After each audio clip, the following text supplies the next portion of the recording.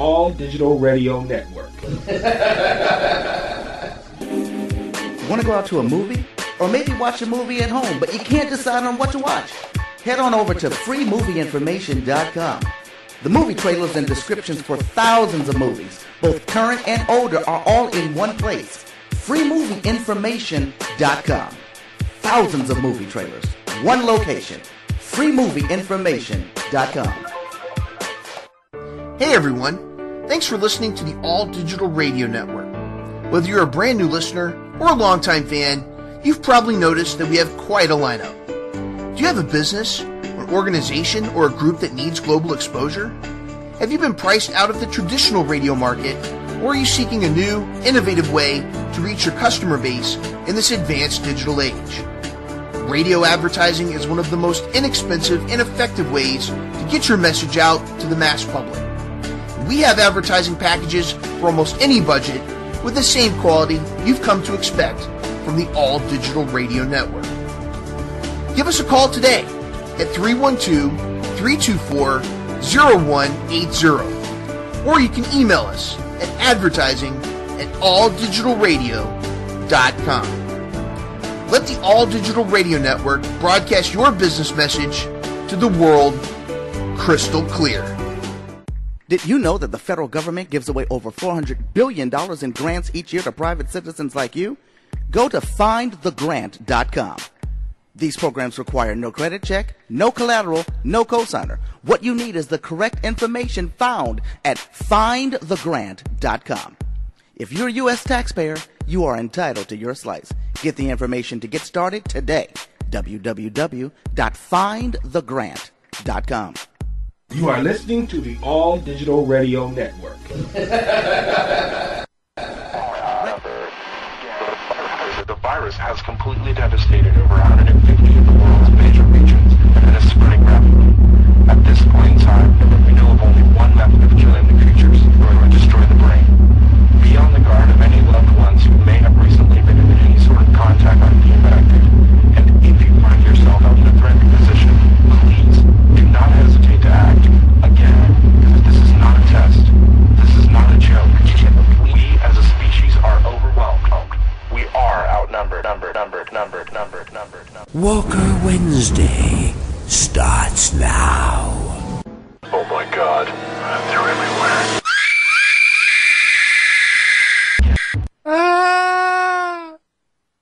And here we go.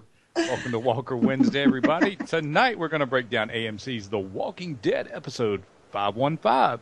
That's season 5, episode 15, called Try. And they tried, but I don't think they tried hard enough. I'm Locke Michaels, here with me, Wendy King. Hey there. CB Snow. Howdy. And, you got to say hello to... And hi, LJ. There you go. We also have Beatrice in the Watchtower with her sniper rifle. Hello. Cocked and ready to go, so, she's the Sasha of the show. What? The intro had a new scream in it. It sounded suspiciously like... Locke. Yeah. I scream the way I sing, not very well. That's why I don't do it very often. Well, when Locke sings, it's either Locke singing or somebody stepped on a cat. We're not sure which. Do you know how many people have requested that Sweet Acres song as their ringtone? Only people who don't want to get phone calls. I've got so many requests. I'm putting that on my greatest hits album. I mean CD. I mean download. I'm showing my age. But Try begins with the most totally jarring, cold opening The Walking Dead has ever produced, according to some people. I didn't really feel that way. Everybody's in the house mourning, and then we hear him play the Nine Inch Nails. I know. Oh. That's what I always play at funerals. Wow. I guess it was a tribute to the kid. That must have been his favorite song or something. But what's it called? Somewhat Damaged. I guess Aiden thought he was somewhat damaged. It was his street He was really damaged. Oh yeah, at the end, he finally got his street cred. Yeah. He got impaled with it. That opening was so strange. It was confusing to me. I couldn't really understand was like, what are they doing? And why are they listening to that song? And I hate that they didn't show them telling Deanna and Reg about the sunset. They just fast forwarded to them mourning him. Yeah, I mean, we were all left with the previous episode of all this stuff hinging, and Father Dick. That's what I'm calling Gabriel now, Father Dick. We got Mother Dick. We got could call him Dick. Church Dick. Yeah, Church Dick. We got Nick Dick. We got Porch Dick. We got Mother Dick. So it's just I don't know how they survive. Full of dicks. It is. Alexandria is full of dicks. That's one thing I have to say. I think they should have just passed and found a tent in the woods or something. But yeah, this really, everything I've read all week about this episode, especially about this opening scene, made you want to feel some kind of sympathy for Deanna and Reg. And like Wendy just said, there was no build up to it. We expected total fireworks at the end of the last episode. Well, the end of the last episode is when you hear Glenn in the background yelling something before they cut to the credits. He was just yelling for help. Yeah. They still needed help for Tara. Yeah. Her head's still all busted up. I like Yeah. Tara's hot. Well, we got Francine now, so screw Tara. I didn't see Francine this week, though. No. Didn't see Tara this week. Yeah, they talked about her a few times, but we well, the thing is, they've got so many characters now. Some of them just have to be left out of a scene. There's another African American male in there too. I saw him in the background. Oh, yeah, he's gonna die. God. That was when Rick was enunciating with the gun. We'll talk about that later. I love that. Well, you don't enunciate with no gun. You enunciate a gun, you shoot people. He was right over Deanna's left shoulder. There was an African American male, so he probably should have got shot right then and there. The way the show's been going. Yeah. Well, I was wondering where Tara is. I know that Pete's the doctor, and she's either in her room or she's in whatever they use for a hospital. Right. Yeah. Do they have a hospital? And does Pete have supplies? And he's got a lot of beer. Not as much as he had before. Yeah, I mean, does he have sterile equipment? And they're not showing any of that. I was curious about that. Well, yeah, I guess you can only have so much. Well, he kept wanting the kids to come and get a checkup. He likes kids, but I don't know if that's good or bad. But we open the opening scene. We see the Walkers coming toward Alexandria, stepping over I don't know what these family portraits. They must have got a good deal on them because they've used them in 5 or 6 shows already. Yeah. And Sasha shot them up when she was out target practicing. And then, like we said, we basically pan over to Deanna and her family, and then we pan back to Carol making a casserole. And the only thing that shocked me is that she has lights and a working oven. That's what totally, good intentions, baking a casserole, trying to figure out what to put on the note. I'm sitting there fascinated that they've actually got electricity. Well, the thing is, they've got the solar panels, but the whole thing in the warehouse the week before was they were trying to get those micro inverters. Mm-hmm. I think they got them. Well, did they? Did they actually?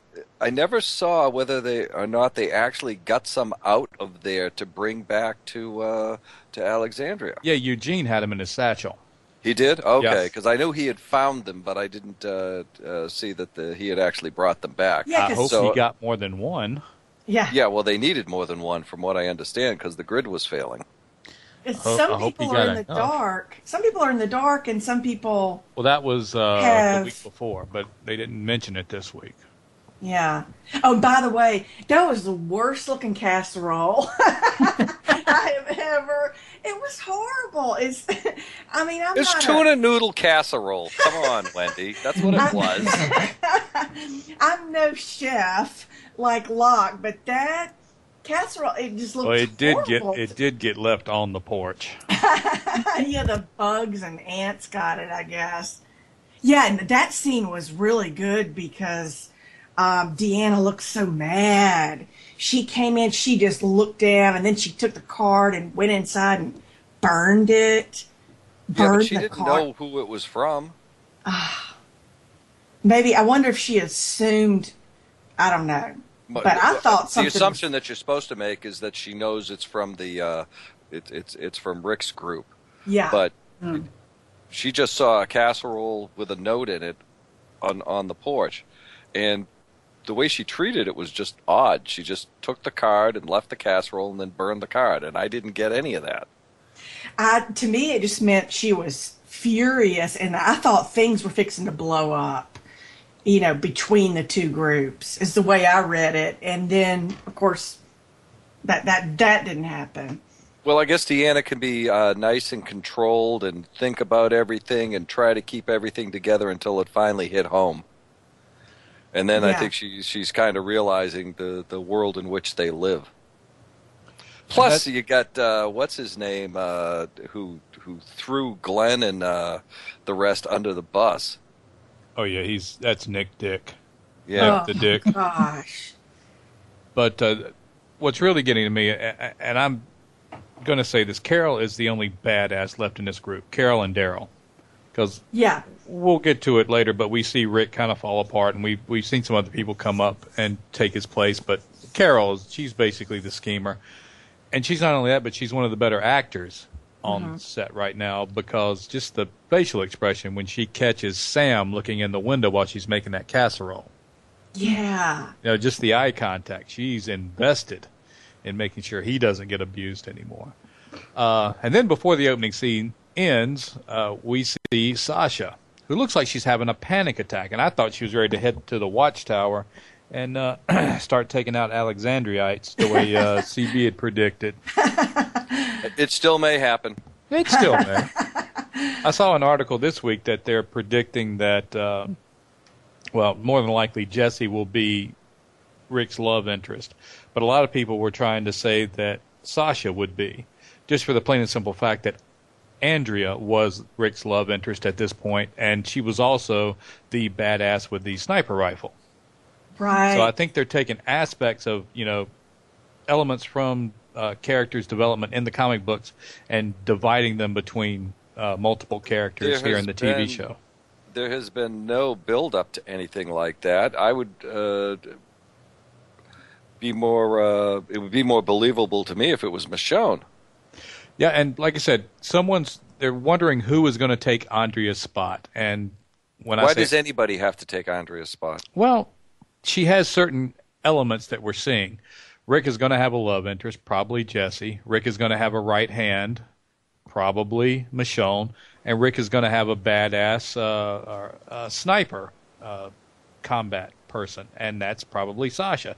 So they're taking those three elements that Andrea used to fill does fill in the comic book, and they're dividing them up between three different characters. And a lot of people that read the comics are kind of honing in on who is going to be that person. Is it going to be Sasha? Is it going to be Jesse? Is it going to be Michonne? And I think they're just going to split it up a little bit. I think you're right. I think they're just divided up among the three.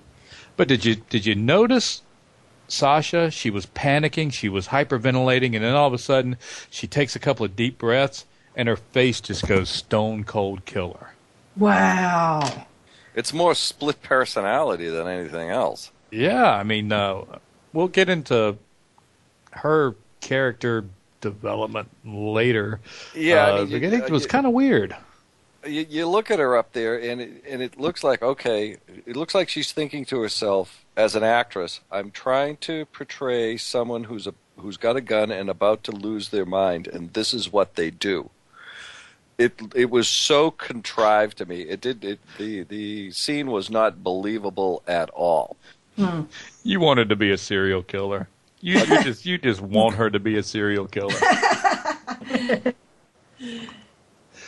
But finally, before the opening scene ended, we see Daryl and Aaron, and they actually spot a campfire. That was the best scene in the show to me. I mean, I got all tingly and that part. It's like, oh my gosh, who is it over there?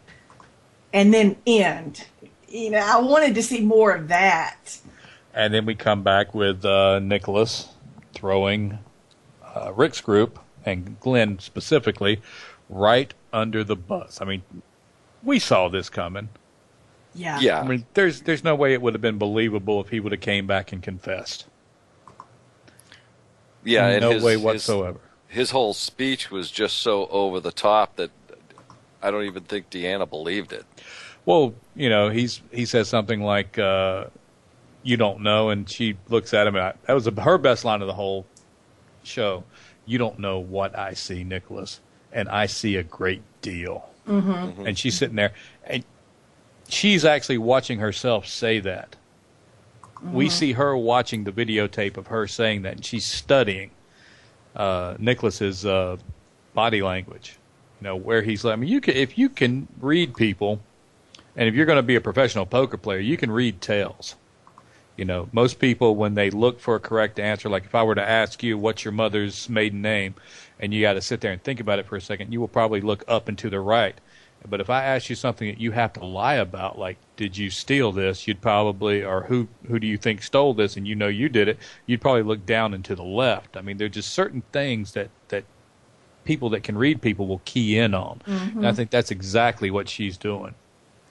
But what I found more interesting is Glenn's talking to Rick at the same time. And I know.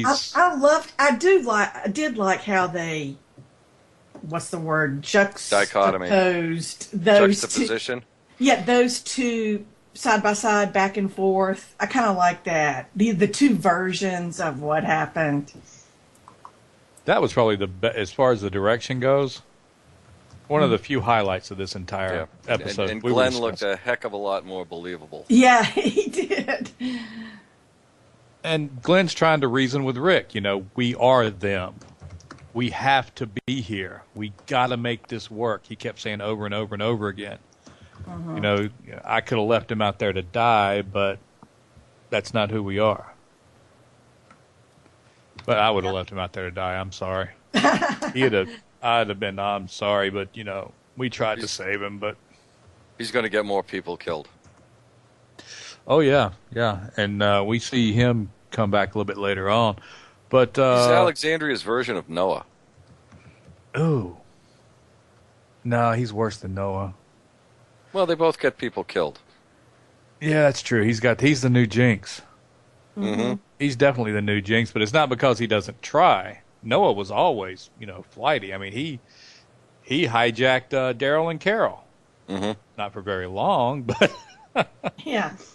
But you know, he was a little more fast on his feet and a little swifter. He could even with a limp, he could outrun Noah and beat the crap. I mean, outrun Nick Dick and beat the crap out of him. This guy's just incompetent. But what do we see next? Oh, we saw the Porch Dick family walking down the street. I didn't realize they were right next door. I thought they were watching them through the window. Saw them out on the street, or I'm not sure where the house is. Oh, well, we did see Rick walking around that night. Walked right in front of, that's why we call him Porch Dick, because he was on the porch. Yeah. And Rick and Carol are watching, and Carol's, you know, saying, Carol's just prodding Rick on. Yeah, kill him now.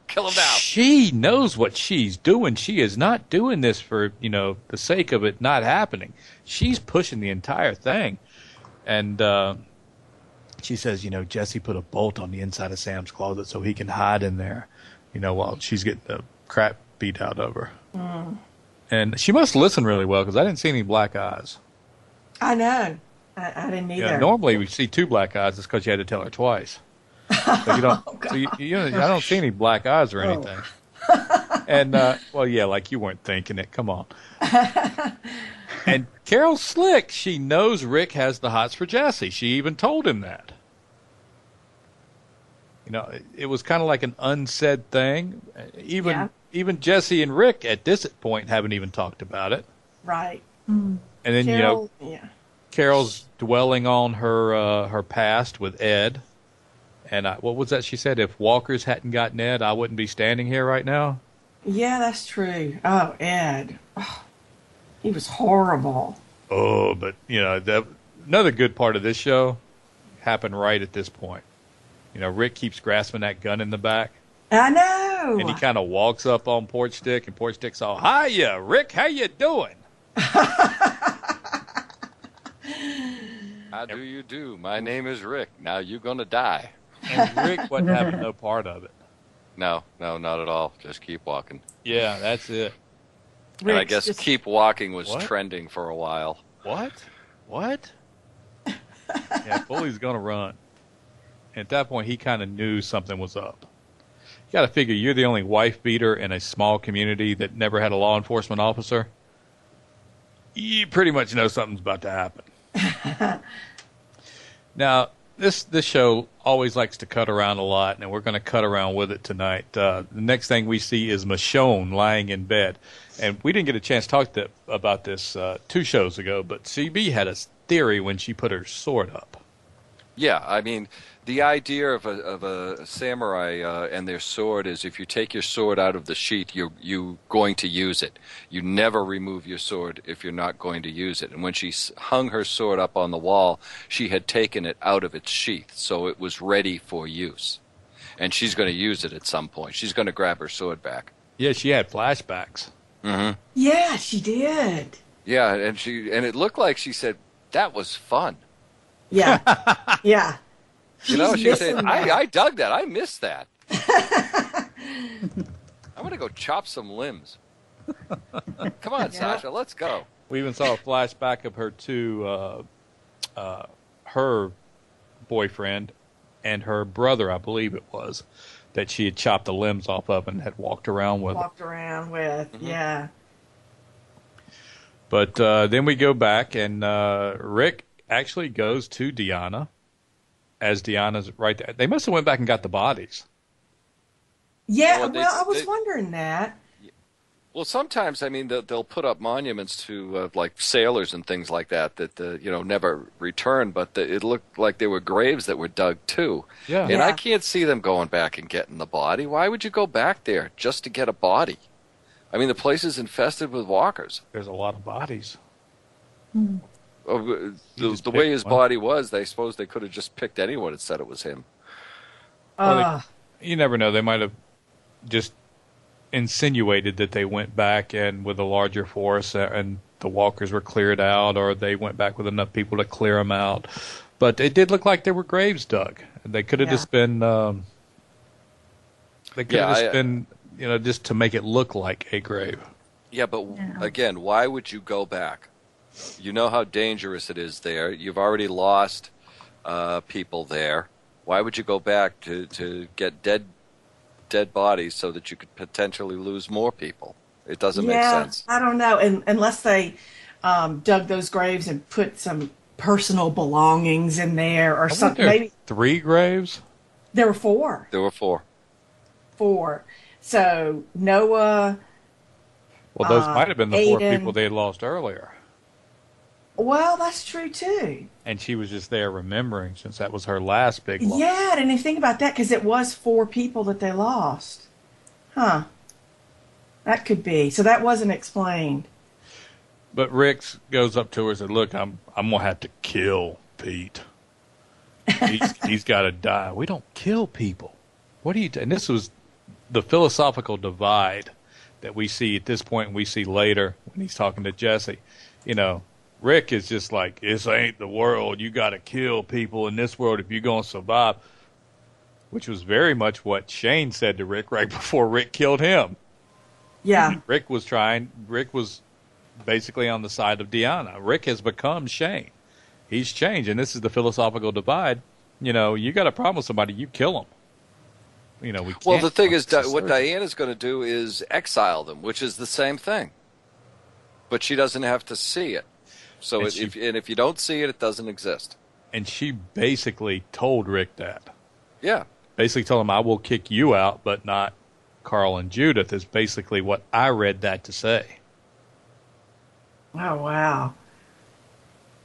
And I'm sure, nobody's going to stop Rick from taking them, but why would he if they could stay there and be safe? Rick made a good case. I mean, that's just the way it is. And I saw on the interactive poll, they say they want to know if it was a tactical. What Rick was trying to do was tactically sound, or morally sound, or a combination of the two. And they said it was tactically unsound, 70-some%, because you're killing the only doctor they've got. But it's morally sound because he's a white beater and everybody wants Porchstick to die at this point. I think they're actually raising money on GoFundMe to bribe the writers to kill him. Oh, really? But they should. I could start a GoFundMe, raise a couple $1 million, and then, I'd have a couple $1 million. But back to the woods, we see Rosita had showed up. And I guess this was the brunette we saw in the clip before because she looked so different. Mm-hmm. She didn't have her combat hat on. It was Rosita and Michonne, and Rosita had shown up to Michonne's bedroom and said, "We got to go find Sasha. She's off the reservation." Mm-hmm. And out of her mind. Yeah. Yeah, everybody's out roaming around in the woods. I mean, I got all these walls, and you got to get out.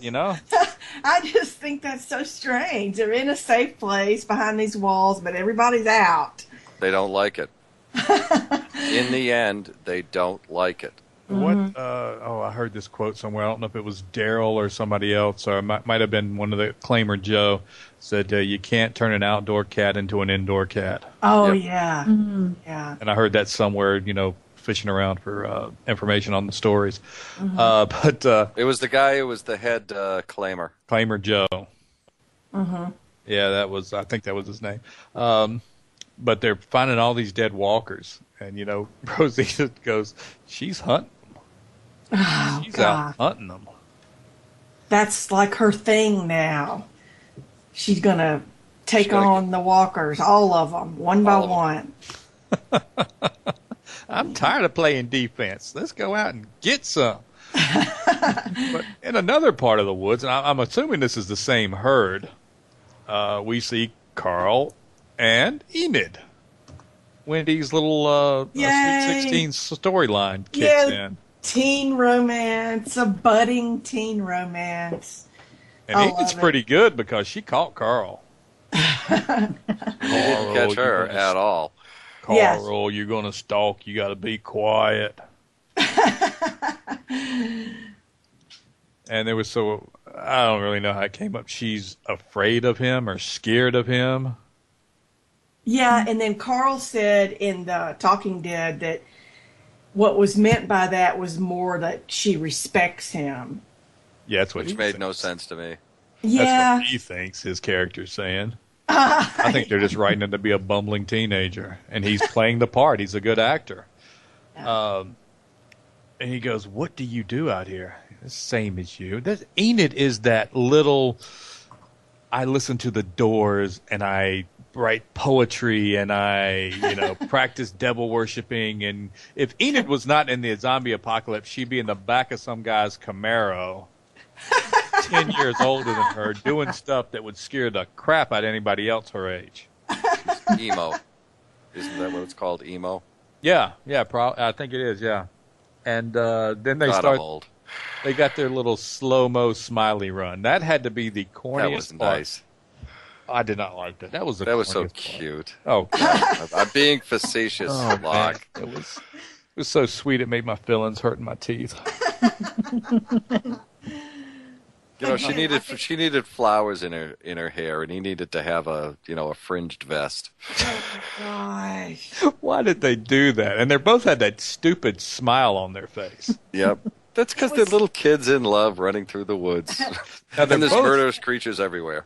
Now, they're both in public school in Atlanta because their parents moved down there so they could be on the show, and they're still filming outside of Atlanta. And they're in rival high schools. That's funny. I need to look up which two schools those are. Yeah, they're big rivalries in Atlanta amongst the high schools. Yeah, but if you don't grow up with it, I got to assume they probably don't really care. Yeah, that's true, too. But, Enid's she's a wild child. There's no doubt about it. I mean, she would be the kind piercing every orifice she has. If it wasn't for the zombie apocalypse, she would be her father's worst nightmare. She's doing the best she can to live up to that. And they both dream about being out there, and they have nightmares. And then she pulls out her mom's knife. That's a pretty good knife. Yeah. That was Is the keepsake you have from your mother, Locke, is that a knife? No. Neither is the keepsake I have from my mother. But it was a Browning Big Game 529 in case you want one.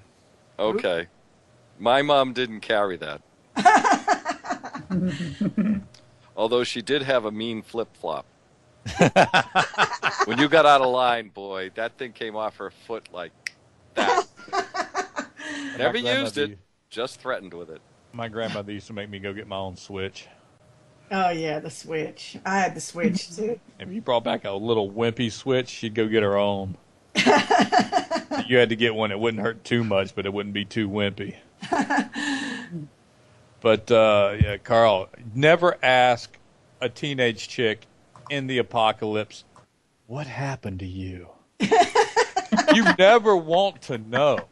Oh, gosh. You don't know what could have happened to her out there. You do not want to know, and she does not want to tell you. But you know why Carl said it, right? No. Because he wants to tell about how he killed his mom and Shane, because everybody that'll listen wants to tell how he killed his mom and Shane. Yeah. That's the two big skeletons in his closet. Skeletons? He tells everybody. He told Deanna on the on his video thing. He just can't wait to tell. He's dying. He's chopping at the bit to tell Enid about how he killed his mom. Wow. You know what I did? No, I don't care. I don't want to know. Don't ask anybody in the zombie apocalypse what happened to you out there. You don't want to know, man. She'll just keep talking forever. And then we got him in the tree. And we talked about this last week, didn't we? Yeah, a little bit. In the world to hide. I mean, the horde is coming. Yep. And is anybody else wondering why all of a sudden there are dozens and dozens and dozens of walkers in this place where there's not supposed to be walkers? I know. They're just keep playing the damn loud music. Oh, that could be it, the dubstep. But, and a few of them have W's. We see the W's all over. Mm-hmm. I wonder if they're herding them toward. It could be. They could be being driven in that direction. You know how Enid had the little egg timer? Yeah. And set it off and basically used it as a distraction for the walker. That was pretty cool. Yeah, they could be doing things like that and just driving the walkers in the direction of Alexandria. Why lose your people when you can just slam those things into the walls? Now, and that could have something to do with that campfire that they saw, too. It could be where they're camped out. Now, this, of course, we know they don't follow the comic book exactly. But in the comic book, the W's were inscribed on the foreheads because there were a group of really bizarre people that would actually wear walker skin. They would peel the skin off of them and they would wear it. They were called the Whisperers. And the way they would know not to kill each other is they would put a W in the forehead so that other Whisperers would know that they weren't walkers and wouldn't shoot them in the head. Oh, wow. That's just so creepy. But you'd have this, flesh of the skin and the head and the scalp of the walker right over your head so you could blend in. Yeah. Yeah, who would want to do that? But we're still in the tree, and Enid, she's just a little emo girl. I didn't even think of that. That's a good one, CB. She's just a little emo girl, and it's their world. We're just living in it. She's got to write that down in her journal. Yeah, with the candles and the Jim Morrison music playing, the Doors in the background. I knew girls like that. They creep me out. Oh, that's great. And Carl, he tries to get a little hanky panky with the hand, little holding hands. Yeah, but he never held her hand. That's like third base in the apocalypse. Yeah. Oh gosh. Oh man. I mean, he just sort of touched her finger, and then it was like, oh shit, what am I gonna do now? Oh, Dad, what do I do? She scares him too. It's kind of reminiscent of, I'm sure nobody sits and talks to Carl about sex. But it's kind of reminiscent of that, I can't remember the actor's name, but Brooke Shields, and they were brother and sister, and they were stranded on the desert island, and they grew up together. Brother and sister. What's that? They weren't brother and sister. It's called the Blue Lagoon. Oh, the Blue Lagoon. They weren't brothers and sister? No, because they ended up having a baby. Oh, I thought they were. They were just on the ship together? They were, yeah. I don't think they were related at all. Or they were related far enough apart that being brother and sister and having a baby wouldn't cause a huge problem. Mm-hmm. I never read the book. If there was a book, there probably was a book. I didn't read it. But they had to discover, through the course of that movie, they had to discover, themselves. And you got to figure Carl and Enid probably in that same boat. Well, Carl, Enid's probably been around. She seems like the type that's been around. Wendy would know. Oh, yeah, right. Maybe she was getting around before the apocalypse, but depending on how old she is, I mean, that's been going on, 2 years or so? I don't know. She's pretty. But she's pretty young. You don't know what happened to her out there. Well, then we go back inside the gates of Alexandria, and nobody's left there because they're all outside. We got Glenn and Nicholas. This was a pretty cool part because Glenn just goes up and says, "Don't talk, just listen." Mm-hmm. Yeah, laid it down on Nicholas, Nick Dick as they're calling him now. You lost 5 lives. You got, and he's cussing him out, and he's sympathetic with him at the same time. But he's basically, Nicholas doesn't take it like that. Nicholas takes it in the pure negative. You lost 5 lives. You got to carry that. I understand that. And he goes, people like you were supposed to be dead, but the walls went up just in time, so you're not. Then he basically grounded him. Oh, yeah. You're not going out anymore. Not only did he kick, he didn't kick his butt, but he kicked Aiden's butt in the last episode. Well, he did kick Nick Dick's butt because he knocked him out, didn't he? Yeah, he did. So Nick goes, who the hell do you think you are? Someone who knows who you are. Good one. Good answer.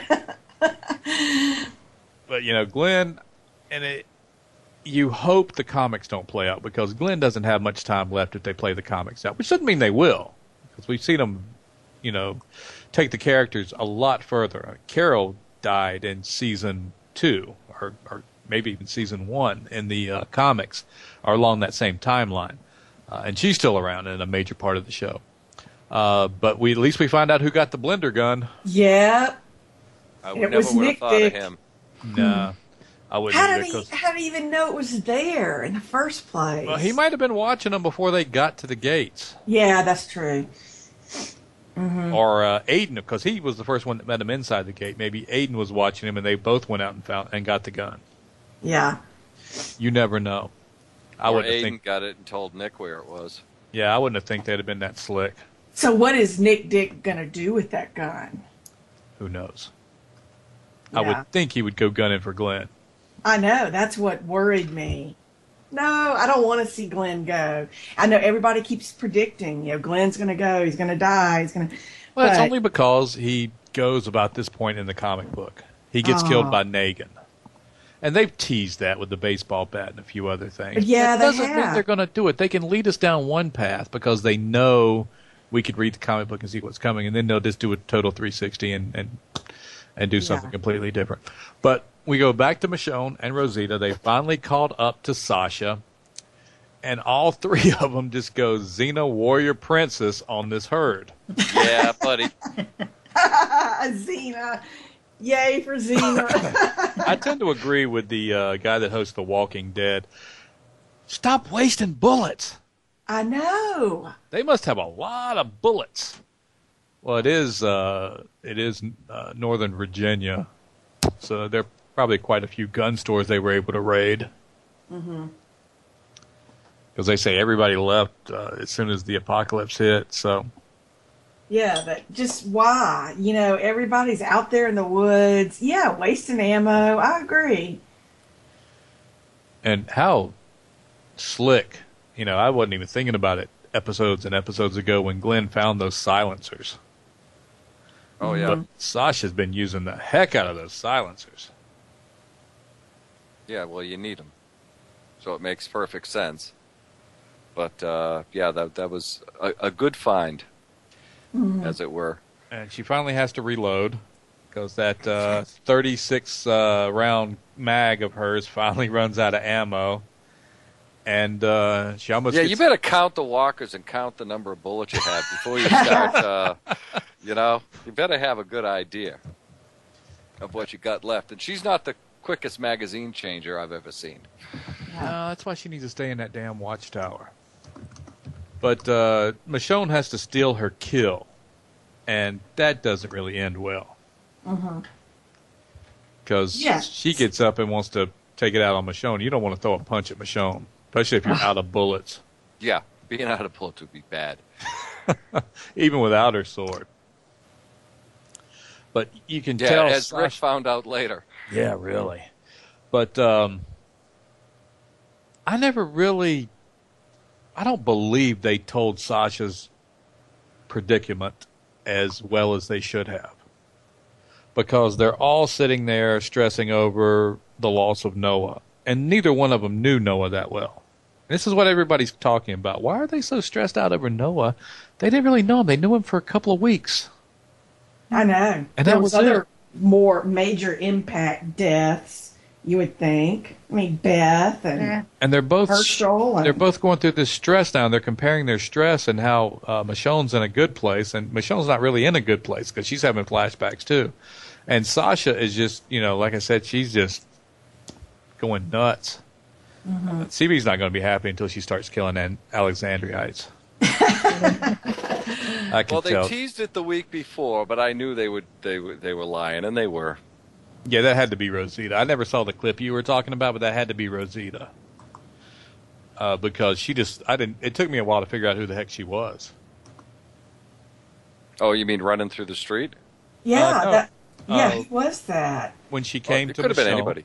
When she came to the show, or came to Michonne, I should say, and when they were out in the woods, it just did not look like Rosita. It looked completely different. I'm not sure if that was who you saw or it was somebody else later when she was in the watchtower. But no, there was just someone. You only saw the back of the person. It was a woman with long black hair wearing a blue shirt and I think jeans. Now, I saw one other lady in one of the stills when at the end when Rick and Porchstick are fighting in the street. You could see the old couple. You could see Enid and Carl.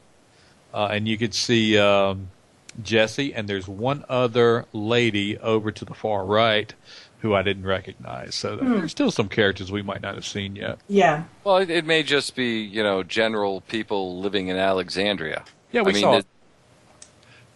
we saw a lot in the prison that we never really got a name of the character. They were just people. They were there. They were brought in, and all of a sudden they were dead.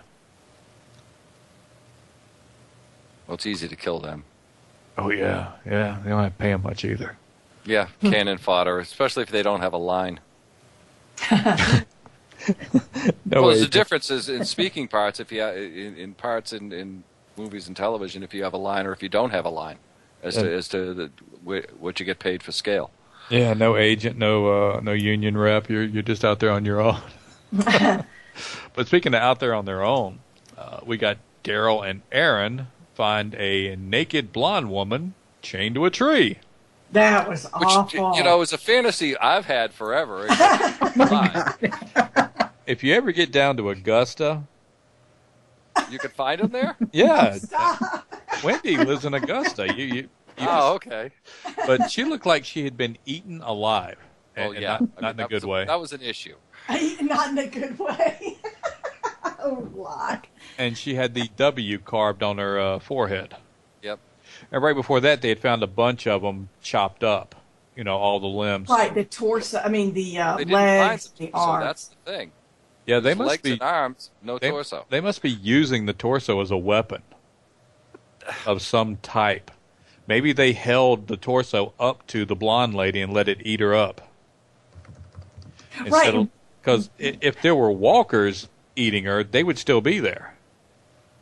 Ah. Or maybe she fell out of graces with whatever group did that, and they chained her up, and all the walkers showed up and attacked her, and then they chopped up those walkers, and those were the chopped up walkers we saw.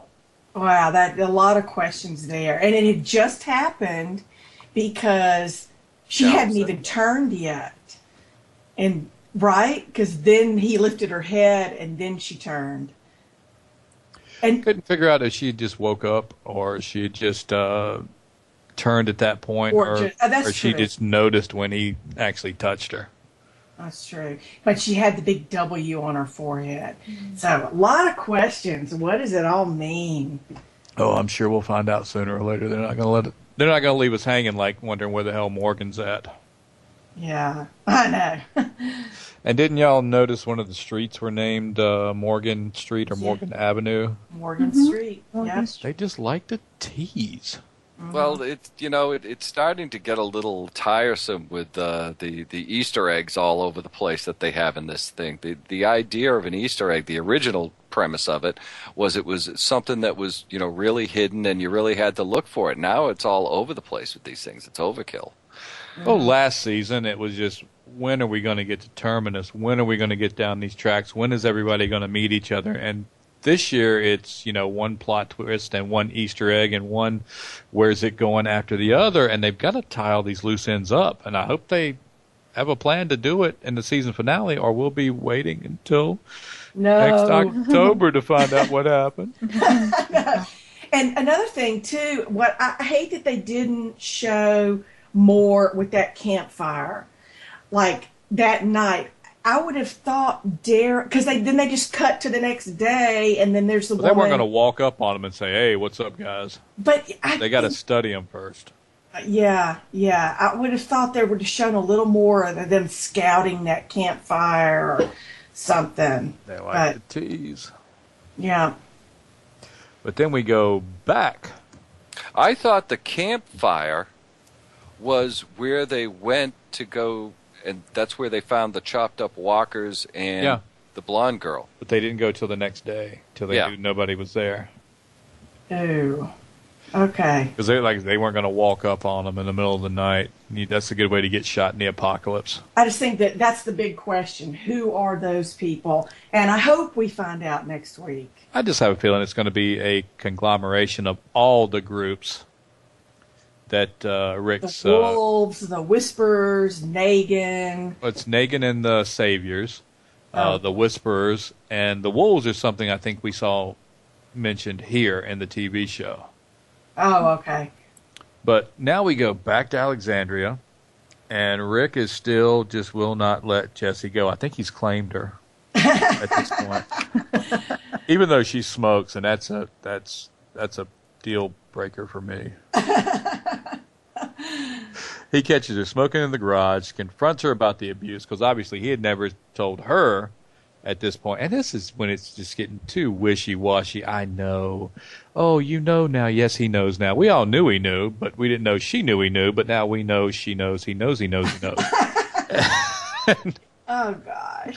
And she's like, why do you care? And Rick's just getting mushier and creepier. And it's just falling into a spiral. I mean, did anybody enjoy that part? Do you think it's going to, mean any? I mean, you could have done this in 30 seconds, not the last 7 or 8 minutes of the show. And she basically starts making excuses like, every typical battered woman drama that you've ever seen portrayed on a television show or movie. They just took it right out of the textbook. This is, what she's going to say, and she said it. Mm-hmm. And I'm sure you see that a lot. I'm sure it's true in real life too, but it just seems so stereotypical. He's going to get better. I helped him, and then things were good. Yeah, right. Again, it was contrived. The whole thing was contrived. It was. And one aspect of it, Rick goes out on the street and he sees the girl walking the dog, and he sees this person over here. You can actually tell he's enraged at this point. He's just not thinking clear. It's like it's almost like he's drugged. The kid with the balloons. When you see someone that's drugged in a movie, and you see the scene through their eyes, it's almost like the rage was taking over. Mm-hmm. Where did they get helium? Helium? The red balloon has been in the last 2 shows. Oh, my gosh. First of all, if you have a helium balloon, they don't normally last that long unless it's those nice Mylar ones that you get in the supermarket. You know those? I'm serious. I mean, they tend to hold the helium for a long time. But this kid's had this red balloon for at least 3 days. I mean, when I was a little kid and I got a balloon at the parade, the next day, it wasn't floating. About a day. I have got helium tanks in about 12 restaurants for kids' days. So, I mean, they're not that hard to I thought you had them hold. for show prep. Oh, really? But so they're not that hard to get a hold of. Who knows? Maybe Rick's hallucinating. Maybe there is no helium balloon. Are we only seeing it? With everything else, there's some significant thing to this red balloon that we'll find out about in the future. It's probably the whole crux of the last episode of the season. We're gonna have to Google it. Google will know. But we see Rick, for some reason, he walks away from Jesse. He goes back. And again, we see this philosophical divide between the Alexandrians and Rick's group. I'm just going to kill him. You can't kill him. We don't kill people, blah, blah, blah, blah, blah. And, Jesse, she's starting to fall for Rick now. Would you do this for anyone else? And he says, no. Oh, come on. Just send her a love note already and, buy her some flowers or whatnot. Just don't tell Carol to have her look at the flowers. But then that was all just kind of stupid, too. Pete shows up at this point, and, Pete's got a right to be mad, and Jesse turns on him and says, get out. And, Rick's, she said, get out. I can make you get out now. I'm the law. And, Porch Dick's like, you ain't no law. You just, you ain't nothing real. We ain't gave you no power. And that probably pissed Rick off more than anything. Mm-hmm. And then we get the fight. Wait, who throws the first punch? I think Porch Dick does. Yeah, he does. Yeah, I had to go back and look at that. And he almost gets the best of Rick. I mean, CB, you were commenting on this. That was insane. I mean, you got this fat, drunk doctor, who is holding his own against this policeman who's been living out in the real world for 18 months to 2 years. Who ripped someone's neck open with his teeth. Yes. And the fight is pretty even? Nah. Sorry. Well, they go through the window, and what I found ironic was Porch Dick landed dick first on the porch. Now that is ironic. And Rick really is a homewrecker. Oh, yeah. Literally a homewrecker. And what I want to know is who's going to fix that window? That was the best scene in the whole thing, is when they came flying through the window, and it wasn't even the real actors; it was the stunt doubles. Yeah, like what they call them on Talking Dead, Owen Wilson and what's his name, Ben Stiller's son. I still can't remember his name, but think about this though. Who's going to fix that window? Nicholas is going to get 10 people killed trying to find replacement glass. Oh, yeah, oh my God. They'll just move into another house. That's true, too. But I'm sure his garage is already his. Oh, no, that's where they make the owl. Oh, good Lord. That owl. Just make the owl already. That'll make her happy. Make her an owl, Rick. Then she'll come and live with you. But they're out there fighting in the street, and obviously people are running up. I think Jesse gets smacked by Porch Dick. Yep. And Carl gets smacked by his dad. Yeah, he does. It's like, yeah, leave us alone, Lord. They're gonna have at it. And I love what the comedian on the Everett Nicole Brown said on The Talking Dead. Mm-hmm. She was like, Carol just keeps everything under wraps. But Rick, he shows all his cards. He's going to pull the secret gun, start enunciating with it. You don't be enunciating with no gun. That's how you shoot people. He's sitting there waving it at people. And he looked horrible. He's covered in blood. Yeah, he was losing it. That was such a creepy scene. Yeah. But he even pulls the gun on Deanna, so that's what we got to look forward to next week, because he's just in a free-for-all right now. And then, for some reason, we just still have to go back to Sasha nailing walkers and wasting bullets outside the gates. Yeah. Well, I can understand shooting walkers that are near the gates and near the walls and that kind of stuff, but going out in the woods and whacking them, you know, there's got to be better ways. She must have been on a break up in the watchtower, and she still wanted to kill her walkers. You know what I thought was going to happen during that whole fight scene, right in the middle of that fight scene? They're out on when they're going through the what really window. happened, I didn't think was going to happen, but Yeah, what I thought was going to happen was, because I thought Carol was going to, boom, Carol's too smart. I thought Carol was going to take Pete out. It had to be Michonne. Michonne ended the fight. Yeah. You probably got up and clapped, didn't you, CB? You know, it was such a crappy fight. It was the best punch that was thrown. I mean, she knocked Rick was out. Yeah. Yeah, he's out cold. And I believe that was a scene right out of the comics. Because I saw the artwork go up somewhere today. Okay. But honestly, I could have lived without this whole episode just to see the sneak peek for next week when Carol goes My girl. up to dude. Carol goes up to porch dick, comes inside and says, "You got to come take a look at Tara." And he's like, "I ain't doing nothing for you people." Pulls a knife on him. I mean, she cut him, a really big knife too. Oh yeah, with brass knuckles on it. Yep. Wow. What'd she say, CB? Something like, I could kill you here, and I would tell people that you attacked me, and they'd believe me. And she said it in that voice of hers where, I'm going to take you out and tie you onto a tree, and then the walkers are going to come get you and eat you. And you'll scream, and, it was the cookie speech. Yeah. Yeah. Carol, the cookie monster. Yeah. Carol. He was horrified. Just went toe-to-toe with Rick. Yep. Got a gun pulled on him.